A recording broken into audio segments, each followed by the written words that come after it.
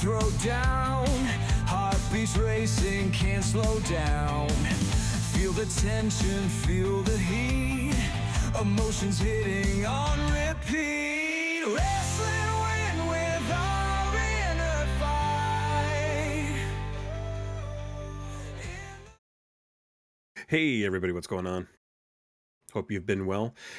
It's been 2 weeks since the last time we recorded, so wanted to get back.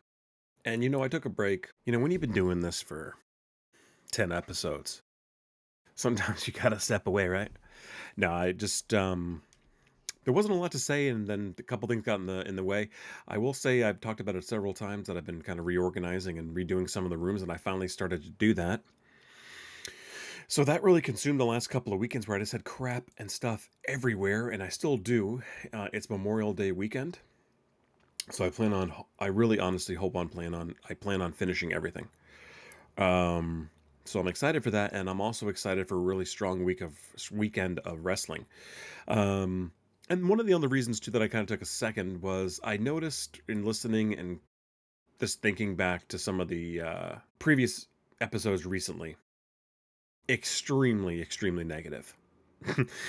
um, Especially towards WWE, their writing, their content, and it hasn't gotten any better. So I'm not going to really talk about any of the shows and the stories and things along those lines because I'll be honest, I'm not.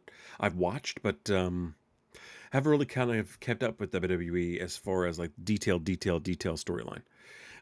But I will talk about one thing really quick, and this kind of broke. I want to say yesterday.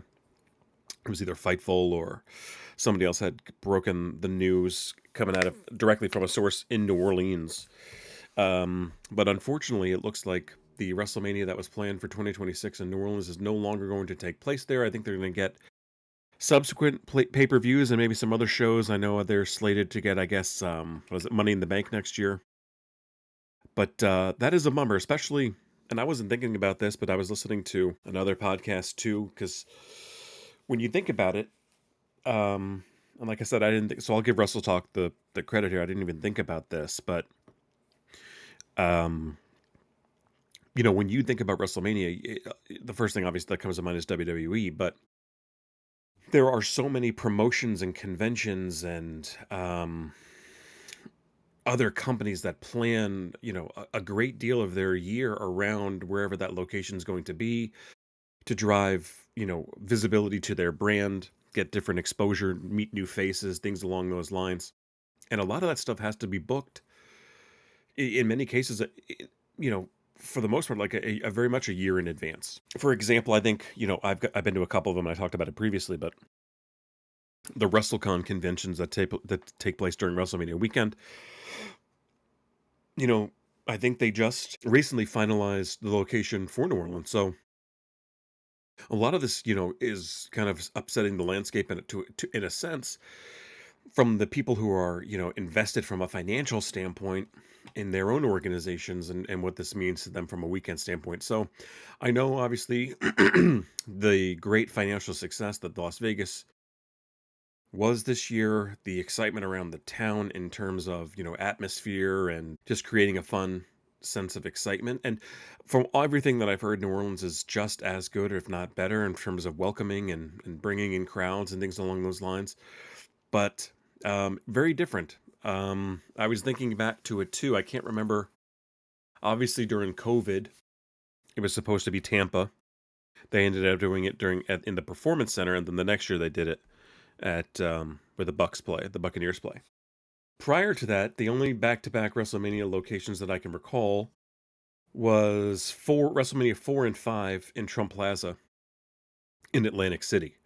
And this is, of course, long before kind of like I don't want to say the glitz and the glamour of WrestleMania, but you know, before it was such a large impacting weekend. I think it was large, but I think, it's obviously grown substantially in terms of, like I just mentioned, all the other companies that kind of feed off the success of having those weekends planned. So with that said, I think there's a lot of rumors out there. The biggest one and almost the one that seems to be almost close to confirmed is that it's going to be back in Vegas one more time next year. Me personally, I'm looking forward to it because I did have a lot of FOMO this year from missing out on that. I think what I'm going to do is I will go next year, not necessarily to WrestleMania, but I will go for a lot of the events in the town. WrestleCon.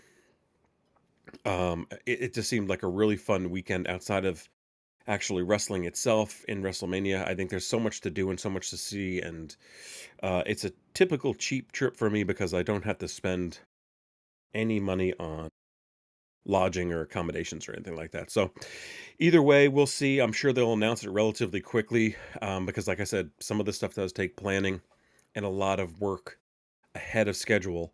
And this is probably one of the latest announcements that they'll have where it's within a calendar year now or less where WrestleMania is set to take place again. So the countdown is on. We'll figure that out. And, maybe we'll hear something as soon as Saturday Night Main Event tomorrow night. But today I really want to take a moment, and I just mentioned Saturday Night Main Event. There's not a ton I want to touch on there. Um, I think there's some fun matches in there, but I don't know if there's anything really there that's going to drive super long-term storytelling. I think you'll get a good final. This probably will be the conclusion that you'll get for the Drew McIntyre Damian Priest feud. There's rumors that the Jey Uso Logan Paul match could translate into a three-way tag with the Usos and Cody Rhodes versus John Cena, Travis Scott, and Logan Paul at Money in the Bank.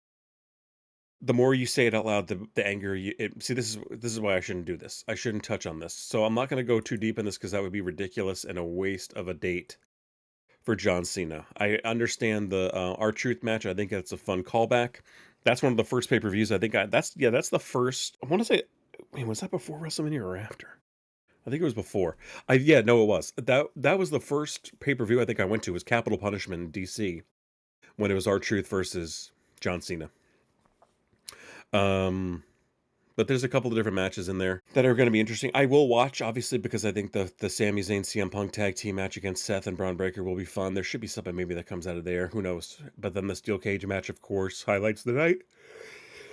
Excuse me. And then you got John Cena, R-Truth, and then Jey Uso versus Logan Paul. So, outside of, and I'm looking at this now, there's not one. You don't have one single women's match on Saturday Night Main Event. Maybe that'll change tonight. I'm recording this before Friday Night SmackDown, so there very well could be. I mean, I could see them adding like Lyra and Becky to this um matchup. See what happens. Maybe Bailey comes back. Who knows? But today I really want to focus on. I want to focus on the positive, and I can say this without hesitation or snark. AEW is on fire. I think their WWE's loss right now is AEW's gain. I think everything that they're doing right now is hitting and it's hitting well. So there's a lot, and we've talked about this previously on other pay-per-views. But AEW, what they do put on a show, and they know how to put together a pay-per-view. And some people complain that hey, these it's too long. Dude, give me a break. If you're spending, because I just bought it, and this is the one negative thing I'll say is every couple of months now AEW is switching where you're going to get their pay-per-views. I was doing, what was it, Fight TV or Thriller rather, after I had a changeover from Bleacher Report. Now that's not available in North America, so now I had to go and buy it on Amazon Prime, which is fine. But now I have but the good thing about these companies and the ones that I previously purchased with is they'll archive those pay-per-views. So you buy it once, you can go back and watch it again. I mean, eventually all this stuff will hopefully land on HBO Max. But in the meantime, it's good to kind of relive some of the earlier days and some of the pay-per-views that were really exciting, like when Daniel Bryan debuted and Adam Cole and some of those ones too. So either way, we're in a new location. Double or Nothing is typically Las Vegas Central, but now we are taking it live from Arizona.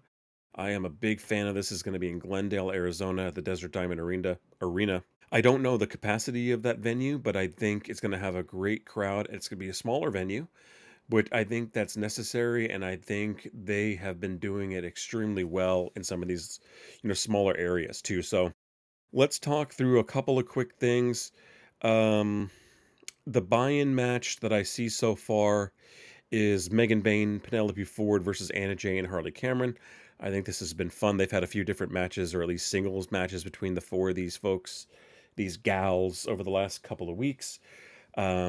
I think they all shine in their own way, and I think it's going to be a fun kind of little mix up. I guess the buy-in probably is the best place for this. I was going to say, man, it would be kind of cooler if it was on the main card, but as we look at the main card, I think this is probably rightfully placed here.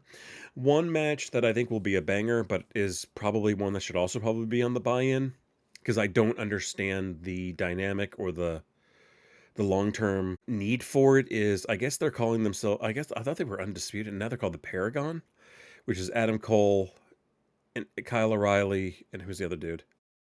I can't remember. I can looking right at his face. I can't remember. Versus Josh Alexander, Kyle Fletcher, and Tenosuke Takeshita, the Don Callis family. That's a trios match. The name is going to come back to me, and it's going to be infuriating. Leave in the comments how dumb I am. But that should be a fun match.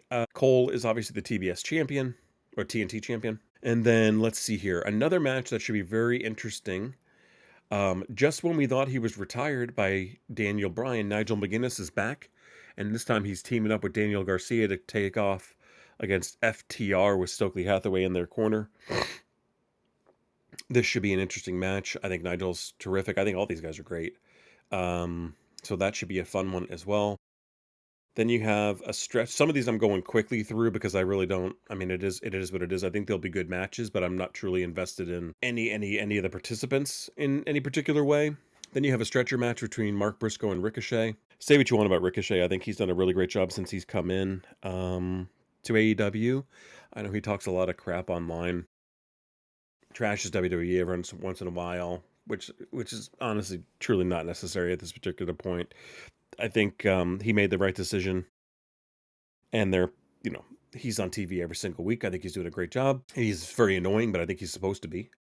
And then there's Mark Briscoe. This is a guy, and I say this, and maybe I'll take some heat for it, but I think he's entertaining, and I think he's interesting, but I can't understand. I don't understand the mass appeal for Mark Briscoe. But I was not a massive Ring of Honor guy, so I'm not familiar super with like the Briscoe brothers, and I know the dynamic obviously with his brother and how sad that is. But yeah, I think he's fine enough. I just think yeah, I guess he's kind of a guy. He's a guy, and I was thinking about this the other day. A guy that I missed that hasn't been, I realized I guess he tore his pec or his tri. That's Orange Cassidy. I was like, man, where has he been? But yeah, he tore his tricep or his pec in a spot. So the next match, and we're starting to get increasingly a little bit more interesting here, and that is going to be the AEW Continental Championship, Kazuchika Okada versus Speedball Mike Bailey. I don't know what to think about Mike Bailey so far, and it always, what weirds me out is guys who don't wrestle with footwear on. I'm always waiting for something super negative to happen to their foot, or their ankle, or their leg, or something. It just weirds me out when they do the barefoot stuff. I don't understand it. I can't understand how it would be comfortable. But he has, in the last, man, he's wrestled a lot of great people. He's been involved in a lot of high profile matches since coming and joining AEW just a couple of months back. And Okada, I think I think there's a lot of people who are split on his impact since coming into AEW.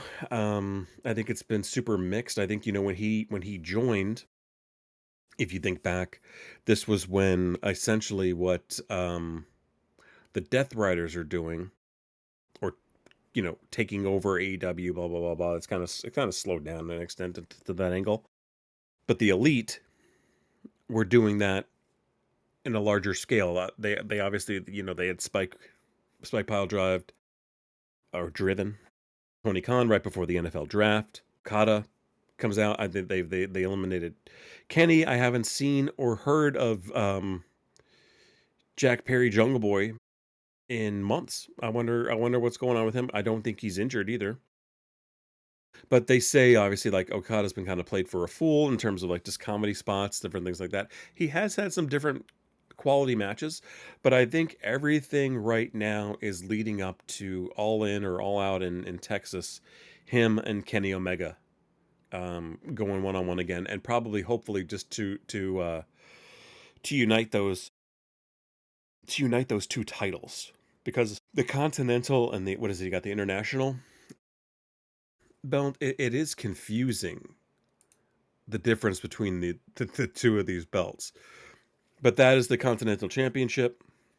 And these are in no particular order, because some of these, for example, like Anarchy in the Arena, um, Anarchy in the Arena. If you're not familiar, it's an annual spot now where they do this, or as an annual match or gimmick where it fights throughout the arenas, essentially. Duh. The most famous one, and they're actually memorializing it in action figure form, was at Daly's Place in Jacksonville, or in the stadium there. Um, Very early on, AEW, where Sammy Guevara is getting chased by Matt Hardy and Kenny Omega in a golf cart. Since then, it's been more so confined to the actual arena. They've done some spots, and obviously the concession areas and some of the outdoor stuff that trickled back. Last year was the big one too, with like the Elite and forget who else. But they're always entertaining. The tough part about these matches, honestly, is the from a production standpoint, you lose a lot of the spots based on quick cuts or camera angles. So a lot of these times, you're having to watch replays on some of the bigger spots if they miss it, or they cut too quickly to a different part of the action that's going on in the scene. Um, but this should be a fun one. You've got, sorry, I'm recording this a little bit late. You've got the Death Riders and the Young Bucks. This includes Marina Shafir against Kenny Omega, Willow Nightingale, Swerve Strickland, and the Ops, which is Samoa Joe, Will Hobbs, and I'm blanking on dude's name too. Shibata. Um, this should be awesome. There's so many banger dudes and gals in this. Everybody's a stud who's in this match. It's gonna be freaking awesome. I'm pumped just freaking thinking about it. So that one I'm super looking forward to. They never disappoint, and then who knows what comes out of this too. And not pictured here too in this caption is what's his face, who's been popping up a couple of times recently. God, what is his name, dude? I'm gonna look this up real fast. Gabe Kidd, who shat obviously a lot of these guys do this, but I think what's his name even did it. Osprey shat on AEW before joining them. But Gabe Kidd's popped up twice now, or multiple weeks in a row. He apparently will probably be maybe the seventh member of this, which I think leaves the opportunity for a seventh member on the other side. And who could that be? Um, Darby Allin just climbed Mount Everest. I think they said that he's not ready to come back yet. That could just be a work. I don't know. I wonder how close Eddie Kingston is to returning. Because this is kind of a match that he also made famous too. If you remember, like he was walking down super bloodied with the gas can in hand. Just crazy stuff. So we'll see, but that should be a real interesting one. Ah, man, I don't know how to feel about this one, because part of me thinks it's going to be filler, but I think part of me also thinks that it's going to lead to something with like MJF getting involved in some reason. If you didn't watch Wednesday night, signed, sealed, and delivered, MJF is now a part of the Hurt Syndicate. There was obviously some kabuki stuff going on with the contract and Smart Mark Sterling and the Hurt Syndicate lawyer. So it seems like something will come back down the line on this. I don't think they'll try to pay that off this fast within a couple of days. I mean, it's not like Becky Lynch turning heel the next night. Who would do that? But they're going to go against the Sons of Texas. That includes Dustin Rhodes, or Runnels, whatever. I forget. I think it's Dustin Rhodes. And then Sammy Guevara. So it's good to see Sammy back on an AEW. I know he's in Ring of Honor, and they're representing the tag team titles for those. This should be an interesting match. I don't know. It's for the AEW World Tag Team match. I was interested to see if they might try to combine or do dual champions, but it does not look like that's going to be the option here. But this should be a good match. I expect the Hurt Syndicate to retain. Oh, I didn't go through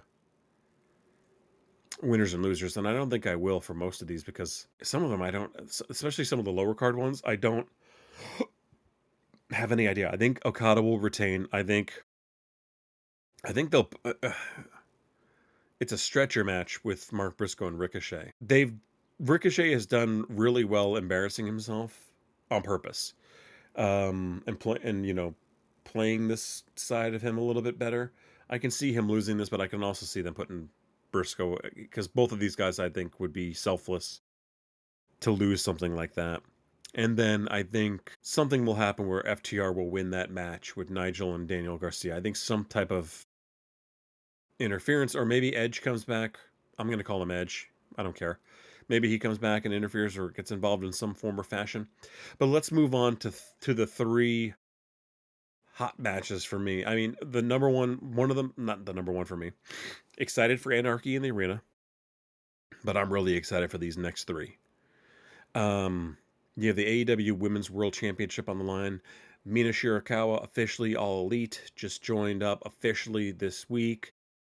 She has recently pinned Toni Storm as well, but she's going against Timeless Toni Storm for the AEW Women's World Championship. I think Toni retains, which will lead to the next match as well. I don't think Mina's going to win this right away. I think she'll eventually be a champion in AEW for sure, but I don't think right now. But I think that should be a good one. Could there possibly be some interference between her and Mariah May? Because I think Mariah May is off the shelf officially. I think she'll be return in some form or fashion soon, hopefully. Because I think the division misses her. And then the other match that's going to be really cool to watch is Mercedes Moné and Jamie Hayter. Big Jamie Hayter fan. Um, Met her at a signing years ago, probably 2020 or 2021, probably 2021 at this point based on COVID.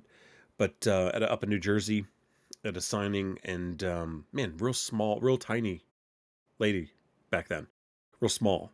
But I think she's terrific. Her character's grown leaps and bounds, confidence wise. I think she's awesome. And this will just going to be a really fun match. Both of these gals can go.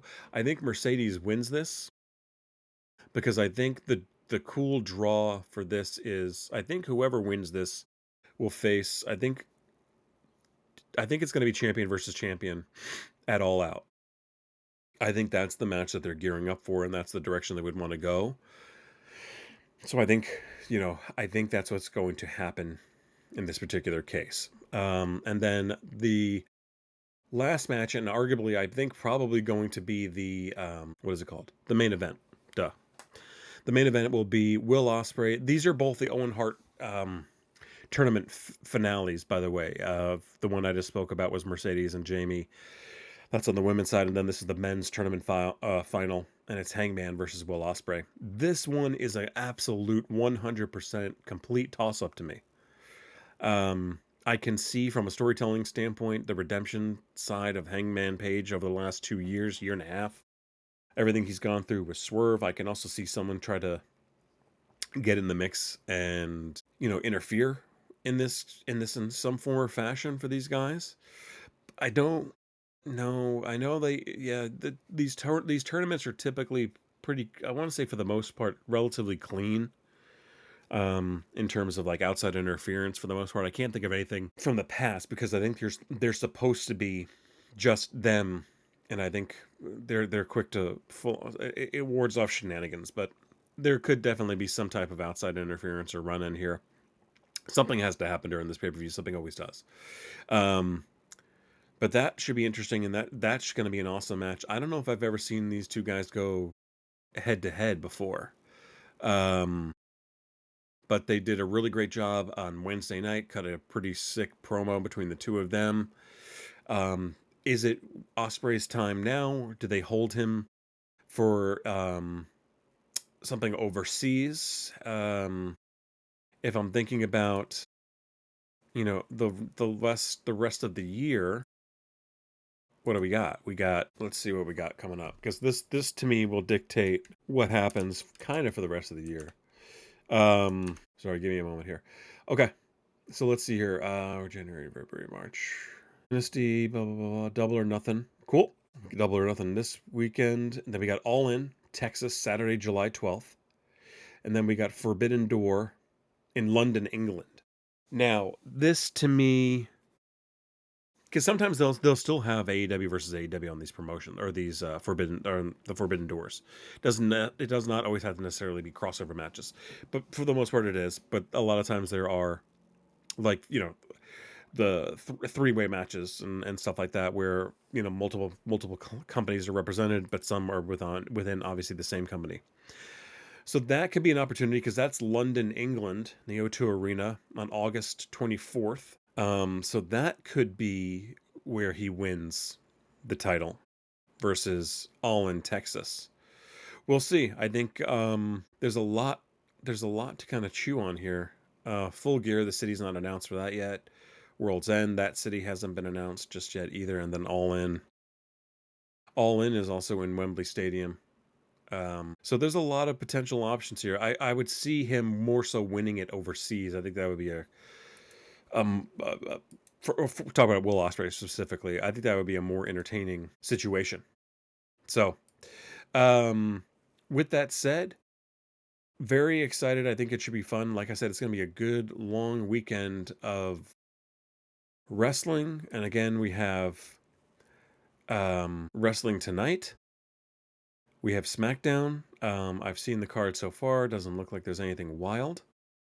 But yeah, I think there's a lot of interesting matchups. I'm excited to see what happens with the Double or Nothing pay-per-view. I think a lot of good things typically come out of these pay-per-views. Like I said, they always put on really good shows, and it doesn't necessarily have to lead or end with a super large cliffhanger. That's not necessary, but I think it's still going to be a really good time, and I'm excited for it. So let me know in the comments your thoughts. What are you looking forward to specifically from a match standpoint? I think there is a lot to be excited about. And then let me know what you think about WrestleMania. Which city would you prefer to be in? Does it bother you that they've moved it back potentially to Las Vegas and are skipping New Orleans this year? Either way, I hope you guys have a great long weekend. This is a little bit of a shorter episode. I thought it was going to be much, much longer. But we were able to get through that pay-per-view pretty quickly. Like I said, I'm interested in a few of those matches for sure. There's some that I'm not truly invested in the stories, but I think it'll still be really good. So let me, like I said, let me know your thoughts. You guys have a great long weekend, and we'll talk to you soon. Maybe we'll end up doing another show because of the long weekend. Maybe put something out on Monday reviewing Double or Nothing. So you guys have a great couple of days, and we'll see you soon.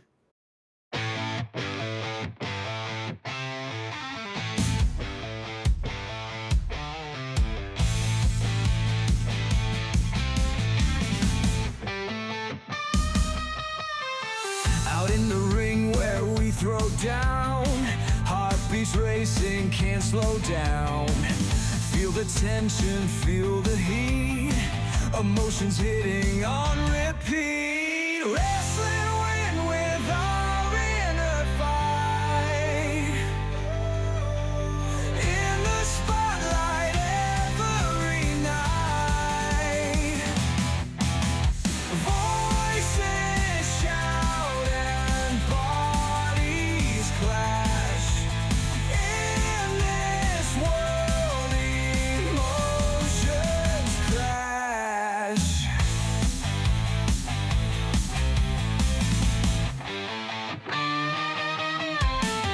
Tangled up in thoughts we spin, in the chaos we begin, finding strength that's deep inside, facing fears we cannot hide. Wrestling win with our inner fight. In the spotlight every night. Voices shout and bodies clash. In this world emotions crash. Every grapple, every hold tells a story to be told. Raw and real and full of fire, pushing through the darkest mire.